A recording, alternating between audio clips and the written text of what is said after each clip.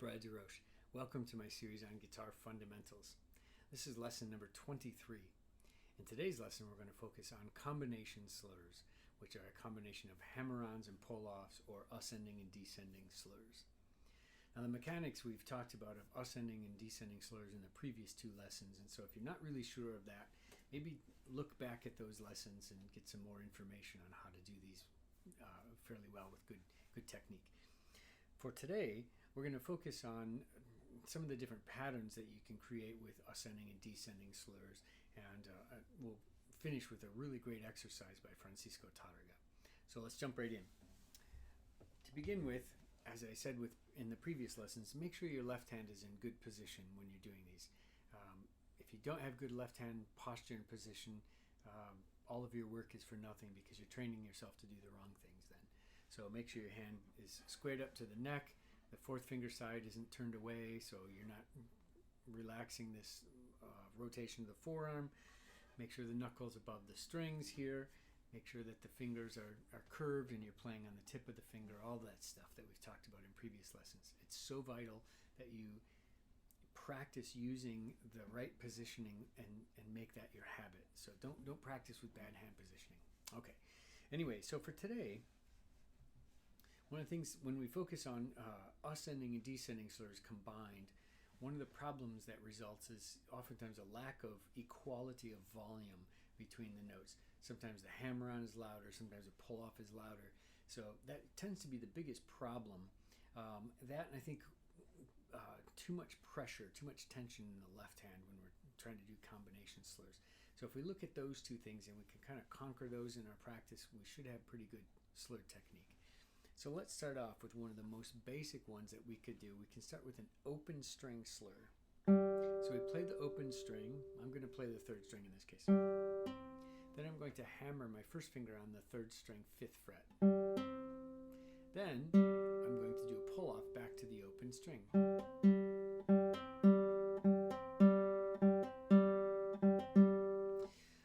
Just a few of these every day, focusing on all the mechanics, getting right next to the fret wire, landing in the same groove at the fingertip every time, all that stuff we've talked about.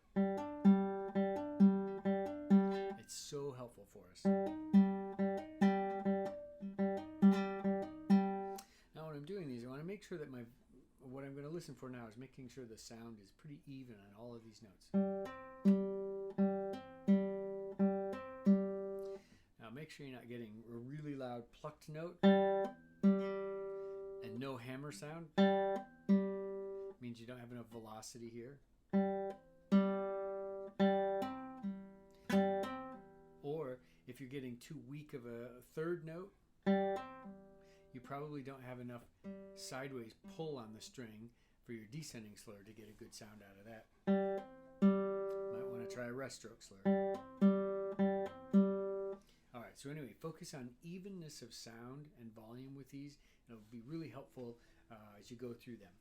Alright, so then we're going to refer to page 17 in the handouts today, and it should look like this. You'll see up at the top it says combination slurs. Alright, and these are 3-note groups, so there's only 3 notes in each one of these exercises. We have 4-note groups later on and with some of these, and they get more complicated.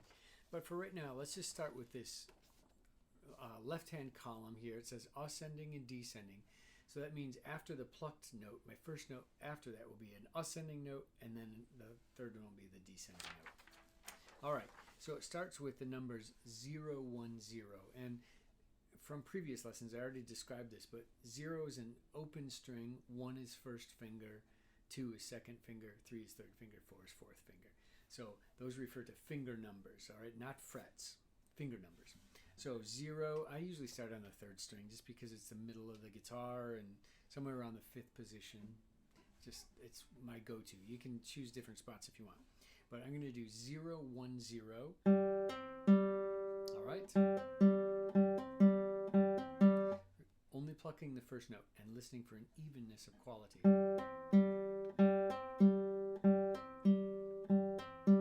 Then the next one is 0, 2, 0. 0, 3, 0.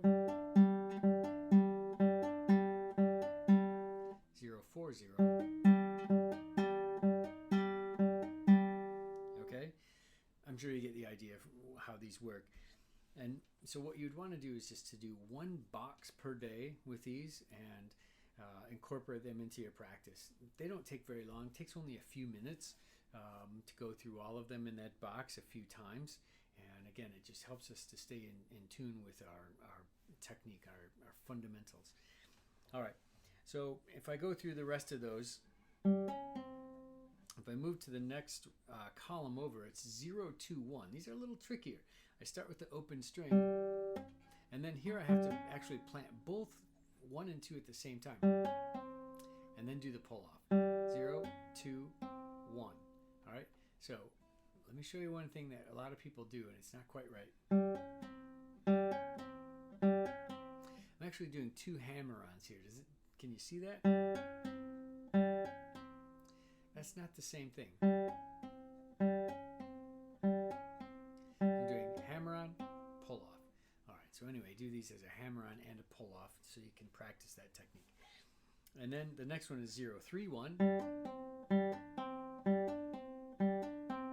and 0, 4, 1.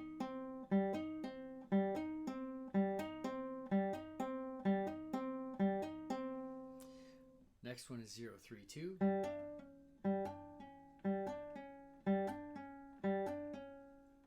0, 4, 2. And 0, 4, 3. Yeah,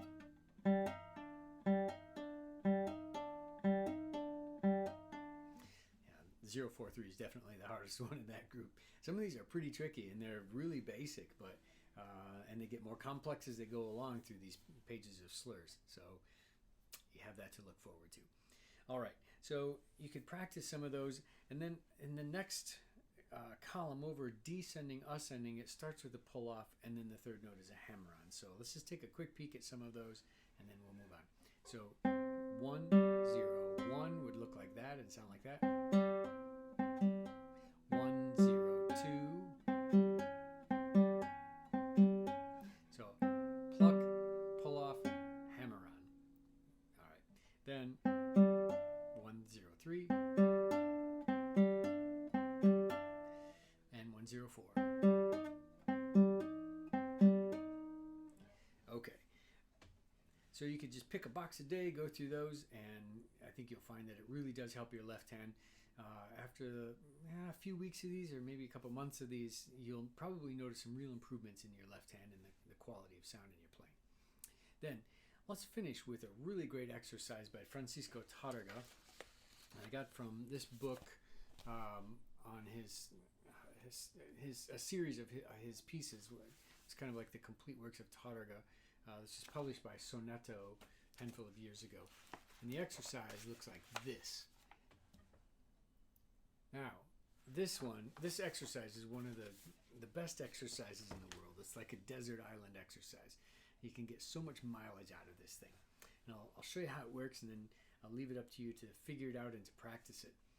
But it goes like this. We're going to start out with playing the first fret, 6th string, do a pull off down to the open string, and then hammer on back to that same note. So the fingers would be 1, 0, 1.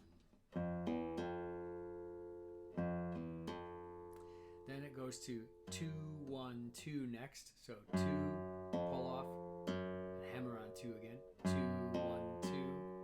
Then the next one would be 3, 2, 3. 3, 2, 3. And 4, 3, 4.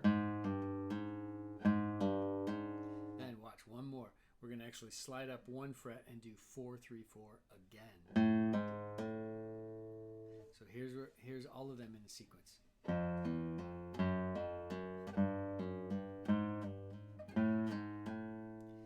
I'm going to do the same thing on the 5th string. Same thing on the 4th.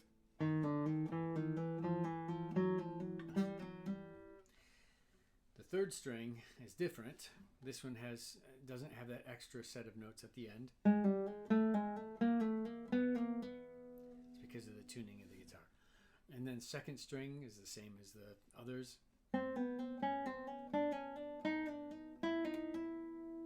first string, watch, this is a little different. No shift like we did on the third string. So it's just that first part. And then next we're going to actually do a complete shift of position up to the fourth position here, 4th fret, and continue the same pattern. So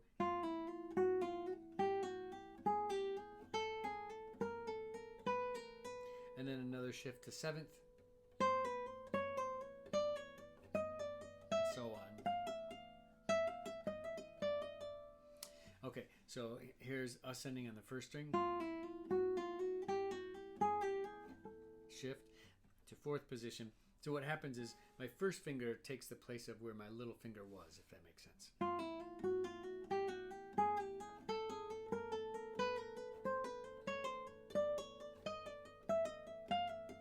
Okay? Now, when he goes backward and descends, he actually reverses the pattern. So instead of a pull off and then a hammer on, he does a hammer on and then a pull off. So we're up here in 10th position. So it's 3, 4, 3, 2, 3, 2, 1, 2, 1. Does that make sense that it was the reverse of going up? So instead of this, it's that basically. All right.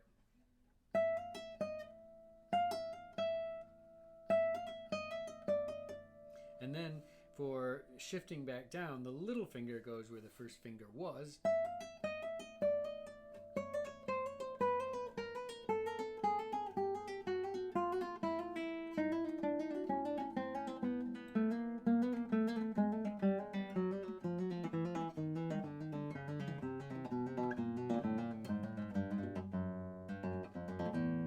And then he has this little cadence at the end, which is kind of cool. An E7 chord to an A minor. All right, so here's the whole exercise going through it, and this is a beautiful way to practice slurs.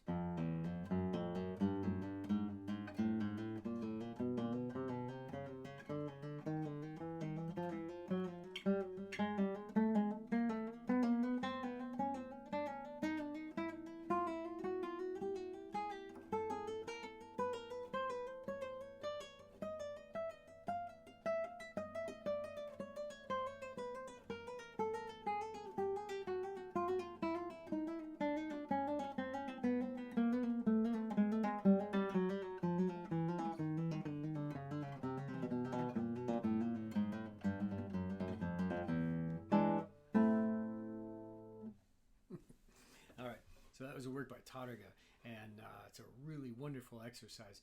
And so I use it for slurs. You can also pluck all of the notes if you want, and use it for a great coordination pattern for the both right and left hand together. Anyway, I hope this was useful for you. Gave you a couple of ideas to incorporate into your practice and help to make your slurs a bit better. All right, I'll see you in the next lesson. Until then, practice well. Cheers.